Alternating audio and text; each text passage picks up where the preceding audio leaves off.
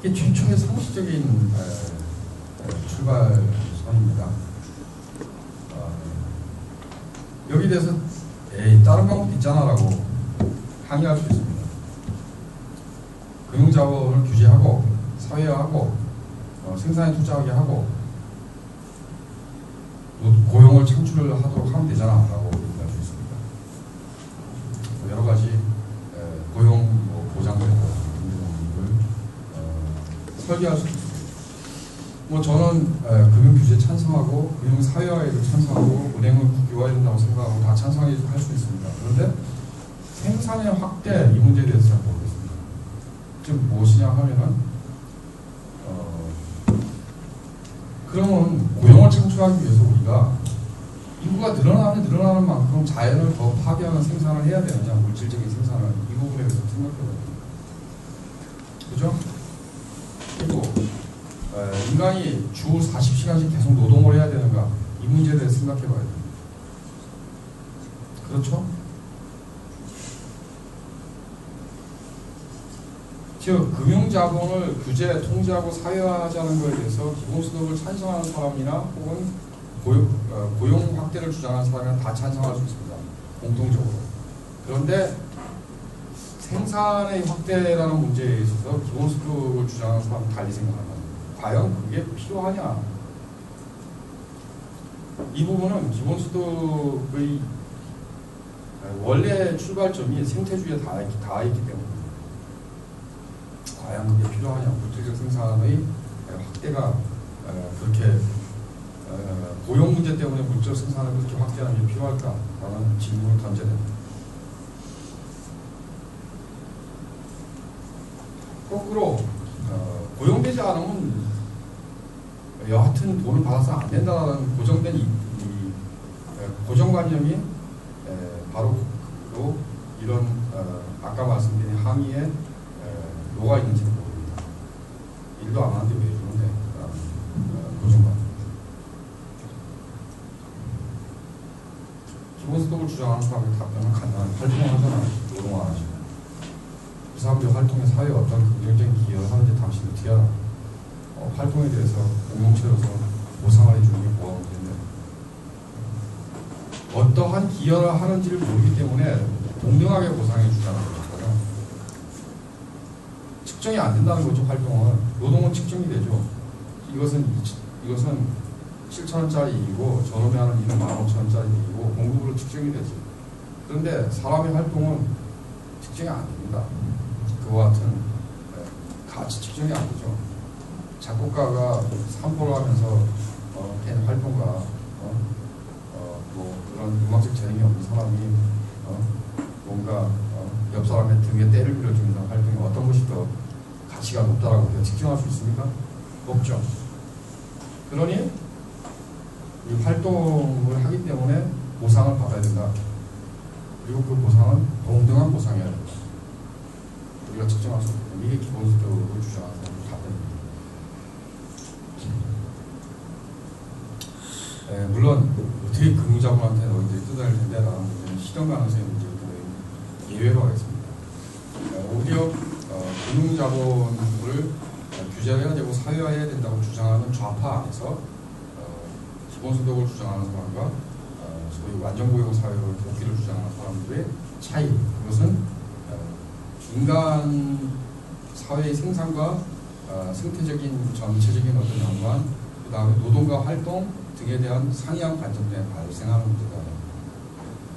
노동을 해야만 보상을 받는 게 아니라 모든 활동이 보상받지 않고 오히려 임금노동으로부터 천천히 탈피해가는 게 첫째라는 기본소득의 주장이고, 두 번째 물적 생산을 마구잡이로 확대해가면서 노동자 고용만을 보장해주는 게 올바른 사회 발전 방향이 아니다라는 생태주의적인 어떤 입장을 갖고 있는 것입니다. 이 전체가. 여기에 대해서 생태주의자는 또 항의를 할 수 있습니다. 그 사회구성원 전체에게 이렇게 나눠주면은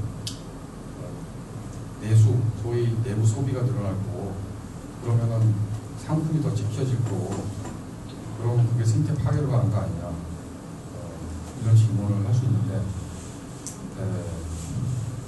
아까 말한 완전 고용 사회로 돌아가자보다는 훨씬 덜 파괴될 것이다. 답변은 굉장히 반쪽짜리 답변이고, 기본적으로 저는 그렇게 생각합니다. 그렇게 생각하는 것은 생산이라는 개념을 잘못 이해한 것이고, 또 생태 근본주의적인 관점입니다. 우리가 추구하는 것은 인간과 자연의 조화가 공존이지 인간 없는 자연주의가 아니다. 그럴 바에 차라리 사람들을 다 쏴 죽이고 생태를 보호할 것이 그렇게 말씀하시냐라고 항변해야 됩니다. 생산 개념의 전환이라는 게 중요한 것인데요. 어차피 자본주의는 생산 개념의 전환을 시작하고 있습니다. 예를 들어 물질 생산뿐만 아니라 여러 가지 비물질 생산들을 전부 상품화해버렸습니다. 그래서 돌봄노동조차도 다 상품화되어버리고 그것은 임노동으로 포획하고 들어오고 있습니다. 우리는 여기 반대합니다. 돌봄노동이 상품화되는 것을 반대합니다. 그것은 활동 영역이라고. 그래서 오히려 거꾸로 그런 활동들이 상품의 형태가 아니라 노동의 형태가 아니라 보호될 수 있도록 보장될 수 있도록 기본소득을 도입하자는 주장을 하는 것이고 바로 그것이 새로운 생산의 개념이다. 즉 나무를 베서 연료로 쓰고 그래서 뭔가 물질을 생산하는 것도 있지만 사회적인 유용성 서로가 서로에게 도움을 주는 유용성을 만들어내는 것은 전부 다 생산이다 라는 거죠. 쉽게 얘기해서 서비스도 생산입니다. 자본주의에서 이미 서비스는 생산입니다. 그리고 서비스는 자본주의에서 철저히 상품화되어 있습니다. 우리는 이 서비스 부분을 활동 영역으로 파악을 하고 그리고 탈상품화하고 그래서 기본소득을 통해서 그러나 더욱더 많은 유용성의 창출들을 보장해주자 이런 구상을 가지고 있습니다. 예. 그럼 근데 왜 기본소득이 왜 그게 수탈에 대한 저항이고 반수탈 전략이 될 수 있느냐가 질문을 받을 수 있습니다. 자본가도 할 수 있는 거 아니냐? 착한 자본가가 금융자본이 나와주면 되겠네. 말이야 그렇죠.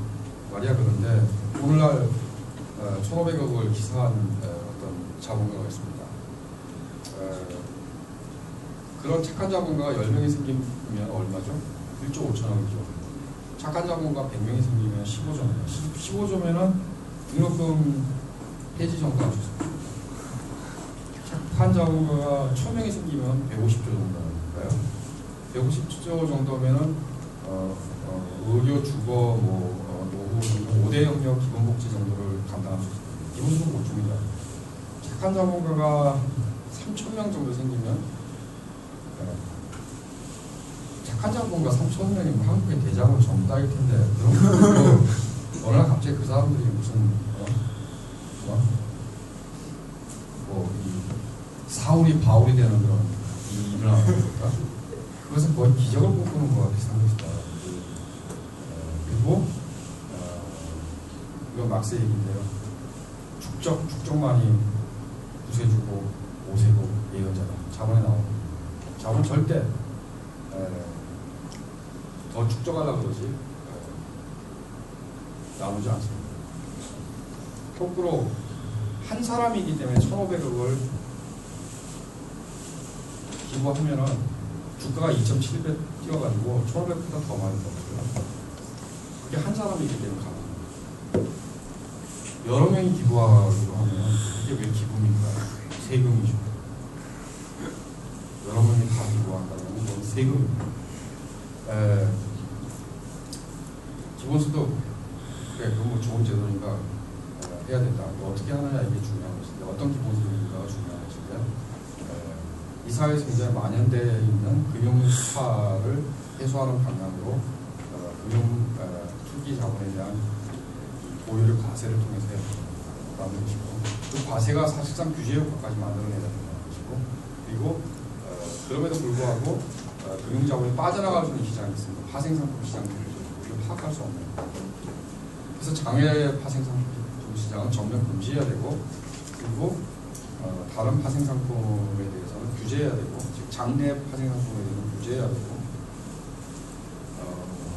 보유의 금융과세를 해야 되고 또 5% 정도의 토지 보유세를 내려서 보유세입니다. 그래서 토지 물로 권체가 불가능하도록 해야 되고 등등의 이제 프로그램들을 기본소득 네트워크가 아주 오랫동안 주장하고 있습니다. 3년째.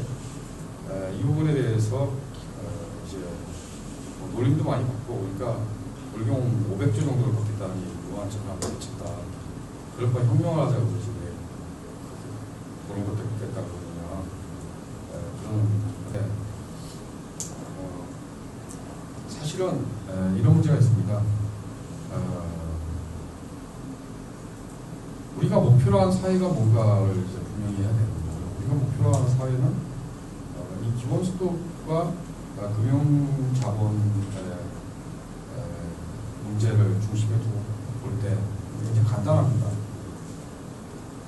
무조건 지금보다 덜 일해야 됩니다. 뭐 25시간, 20시간 정도로 노동시간을 단축해서 딱 정해야 됩니다. 더 이상 일하면 엄청나게 세금을 많이 내서 일한 효과가 없어지더라고요. 그리고 그 일자리 나누기가 되죠, 그럼. 근데 현재의 임금 상황에서 이걸 먹고 살 수 있습니까? 안 되죠. 그것을 전부 기본소득 보장을 해줘야 됩니다. 그 기본소득은 누가 돈을 내서 조성해야 되느냐. 생산에 전혀 기여하고 있지 않은 금융자본이 다 물어내야 된다. 자본으로 하여금 책임지게 해야 된다. 이런 개념입니다. 노동시간에 대한 획기적이고 혁명적인 단축, 기본소득의 지급. 일단 또 하나 빼먹고 있습니다. 최저임금. 최저임금 2배로 인상하고 뭐 등등. 이 3대 요구 조건.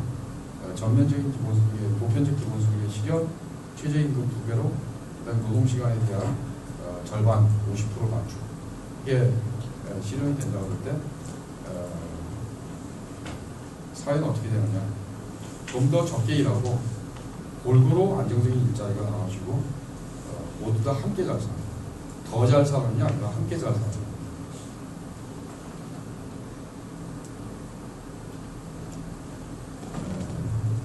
자, 그러면은 이와 같은 사회로 이행하는 데 있어서 기본소득이 굉장히 중요한 역할을 하지 않습니까?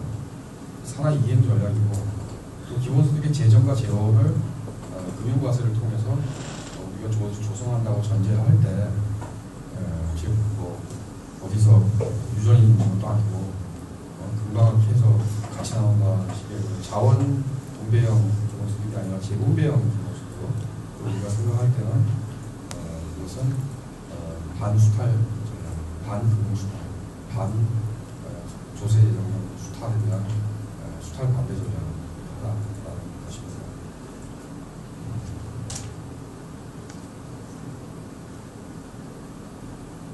예, 5번째 청년기본소득의 의의로 넘어가겠습니다.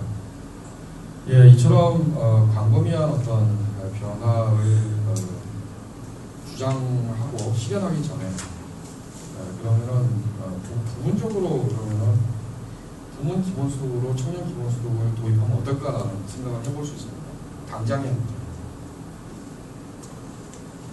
저는 상당히 여기에 대해 적극적으로 찬성하는 입장인데, 청년 기본소득이란 모든 사회 구성원, 모든 국민한테 주는 게 아닙니다. 예를 들어 18세부터 30세까지 준다든지 이런 겁니다. 마치 노령연금은 노인층만 타는 거랑 똑같은 개념이죠. 31살이 되면 못 받는 거죠.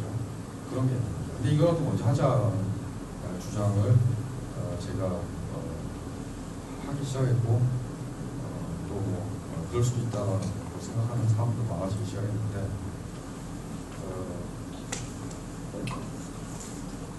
일단 이것은 잠정적인 가도기적인 대안이에요. 전면적이고 보편적인 기본소득이 실현되기 전에 과도기적인 대안으로 주장을 하는 겁니다. 이유는 굉장히 간단합니다. 아까 말씀드린 사회 전체가 불안정 노동 사회로 되어 있는데, 이 불안정 노동 사회를 벗어난다는 것이 혁명적으로 일거에 일어날 수도 있겠지만 상당히 시간이 걸릴 수 있습니다. 이 과정에서 이 점차적인 어떤 이행으로 굉장히 중요한 역할을 할 수 있다는 게 하나이고요. 두 번째는 불안정 노동 사회로부터 벗어나기 있어서 청년처형의 역할이 굉장히 두드러지게 나타날 수 있다는 겁니다.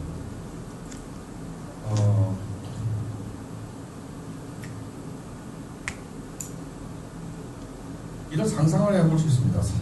30세까지 기본소득을 받았던 청년이 31살에 여전히 실업인데 너는 기본소득이 31살부터 없다 그러면 어떻게 되겠습니까? 좀 들고 일어날 거예요. 굉장히 기본소득 하자.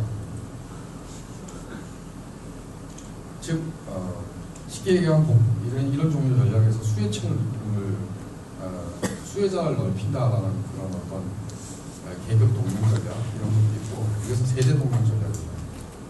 한번 수혜자가 된 사람은 여기서 변화를 요구하지 자기가 타먹을 놔두지 않는다는 게 그동안의 어떤 대중정치적인 검증된 일들이고요. 그리고 또 한 가지 점을 강조를 해야 될 것 같은데, 어떤 방식으로 그럼 이것을 지급하느냐. 그냥 60만 원을 그 연령층의 모든 사람이 다 나눠주고 이런 방법도 있을 수 있고, 또 여러 가지 혜택과 함께 할 수 있는 것입니다. 예를 들어 등록금 문제 있죠. 이 연령 중에 25세 이전 연령 중에 80%가 대학을 나옵니다. 그죠? 그럼 등록금 폐지를 한다. 그러면은 어느 정도 돈이 들어가 계산을 했었는지 까먹었는데요. 12조, 10조 이 정도 알고 있습니다. 완전 폐지라는 거는. 등록금 폐지를 한다라는 것도 기본소득의 개념에서 접근할 수 있는 문제다. 이거 기본소득이에요. 대학생 기본소득이지 그럼. 대학을 못 들어간 사람의 기본소득은 아니죠. 그럼 대학생만 기본소득을 받아야 되느냐고. 등록금 폐지할 때 대학생만 기본소득 주는 거잖아요. 그래서 일종의 패키지를 만들 수 있습니다. 청년 기본소득을 월 60만 원으로 한다. 그리고 대학을 다니는 사람의 경우에는 등록금 폐지가 있었기 때문에 월 얼마만을 받는 거로 한다. 적게 받는 거죠. 대학을 안 간 사람. 오히려 대학을 다니면 적게 받고 대학을 간 사람은 많이 받고 이렇게 되는 건데, 그 이유는 특별히 대학 안 간 사람은 우대해서가 아니라 전체적으로는 동일하게 받는 거예요. 단지 누구는 그것을 등록금을 내고 있는 거고 이렇게 할 수도 있는 것이다라고 생각하는 겁니다. 단지 그럼으로써 가질 수 있는 여러 가지 어떤 이 현금 지급의 이 패키지를 만들어서 그렇게 함으로써 가질 수 있는 효과가 굉장히 많다고 봅니다. 이것은 단순한 경제적인 효과보다 사회적이고 문화적인 효과가 있습니다. 지금 뭐냐면 한국의 청년층은 아까 말씀드린 그런 유럽식의 저항운동이나 지금의 미국에서 불붙기 시작한 그런 어큐파이 월스트리트가 아니라는 거죠. 철저하게 부모 우전형이에요. 한국의 청년층이 취직하기 전까지예요. 부모 우전형입니다. 그건 자기 주머니 호주머니에 뭐가 없기 때문입니다. 그리고 부모가 더 이상 감당을 못해서 아르바이트를 하게 하는 거죠. 부모가 감당을 할 수 있으면 다 우전형입니다. 그러면 이 부모가 어느 정도 감당을 해줄 수 있는 가정의 청년들은 완전히 문화적으로 의존되어 있다고 볼 수 있습니다. 그래서 이런 청년층이 가지고 있는 부모 세대에 대한 문화적이고 심리적인 의존성, 그리고 소위 한국에 있어서 등장하는 여러 가지 문화 심리적인 왜곡들 이런 것들이 많이 없어질 거라고 봅니다. 한편에서 굉장히 권위주의가 있어요. 청년이 권위에 대해서 내심으로 승부하고 있지는 않지만 권위적인 질서 속에서 살고 있고, 그런데 그 내심으로 승부하지 않기 때문에 터질 때는 어떻게 터지냐면은 정면 승부식으로 터지는 게 아니라 오타쿠적으로 터질 때는, 즉 개그, 익살, 풍자 이렇게 터지는 매우 정명당당한 싸움으로 터지지 않는, 즉 멋돌기 혹은 비켜가기 우회 전략 이런 것들 청년들이 구사하고 있다고 봅니다. 청년 문화적이라고. 그런데 이런 모든 문제가 정면화될 수 있는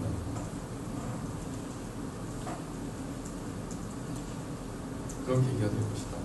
매우 자립적이고 주체적인 청년층들이 될 수 있습니다. 라고 저는 생각합니다. 그래서 이 부분을 굉장히 중요한 문제, 기본소득 운동에 있어서 굉장히 중요한 문제라고 생각을 하고, 이 문제를 다르게 해결하는 것은 비혼적인 해결이라고 봅니다. 예를 들어 청년의 노동 조건만을 가지고 싸우는 단체들이 있죠. 청년유니온이라고 합니다. 카페벤의 주휴수당 문제 이런 거 가지고 싸우는 거죠. 그런데 사실은 그것은 그냥 민주노조 운동입니다. 그거는 특별히 사회 변화에 기여하는 운동이 아니라 그냥 민주노조 운동이고 청년 노동자의 권리 찾기 운동 정도입니다. 그 이상도 이하도 아닙니다. 그게 폄하하는 게 아니고 그 이상 그 이하도 아닌 딱 그 정도의 운동이라는 거죠. 그리고 또 거꾸로 제도적인 면에서 청년 인턴제를 하겠다는 건 어쩌고저쩌고 이거 다 거짓말입니다. 청년 인턴제 어차피 계약직 월급 준다고 해서 계약직이고, 그 다음에 청년 할당제 와 안 되는 얘기예요. 그 하나마나 하는 얘기들. 그리고 실제 현재의 신자유주의적인 구조 동학을 그대로 인정하는 한에서 청년 실업에 대한 해소 방식은 없다가 진실입니다. 그러면 기본소득을 주자라는 건, 청년 기본소득을 주자라는 것은 사실은 신자유주의가 가지고 있는 해법의 목록 바깥에 있는 겁니다. 이런 그들이 갖고 있는 해법의 목록, 과제가 A라는 과제가 생길 때 B를 할까 C를 할까 할 때 고려사항이 아닌 이런 목록. 예를 들어 여론조사에도 고려사항이 되는 정당이 있고 아닌 정당이 있듯이, 아예 이 고려사항이 아닌 목록에 있는 청년 기본소득만이 현재의 신자유주의 노동시장에 있어서 청년 불안정 노동자의 문제를 해결할 수 있는 이런 방안, 이것들을 실시하죠. 그럴 때 우리는 좀 더 한국 사회의 미래를 책임질 수 있는 새로운 어떤 청년 주체를 대면하게 될 것이다 라는 게 저희 네트워크의 오래된 주장입니다. 실현할 거면 기본소득을 한꺼번에 실현할 수 없다면 청년 기본소득부터 실현하라. 청년 실업자 문제부터 해결하자. 현재 청년 실업자 130만 정도 된다고 하고, 청소년 노동자, 저임금 노동자 80만 정도 된다고 하고, 그리고 35세 이하의 실명 실업자가 약 200 정도 된다고 합니다. 합계 400만 정도가 혜택을 받을 수 있습니다. 400만이 바뀔 때, 그리고 젊은 층 400만이 바뀔 때 사회 전체가 빠르게 변화할 수 있다고 저는 생각합니다. 오늘 말씀 청해주셔서 감사하고요. 좀 지루한 강의가 됐지만 여기서 마치도록 하겠습니다. 한 2, 3분 쉰 다음에 질문이 있으면 간단하게 해주시기 바랍니다.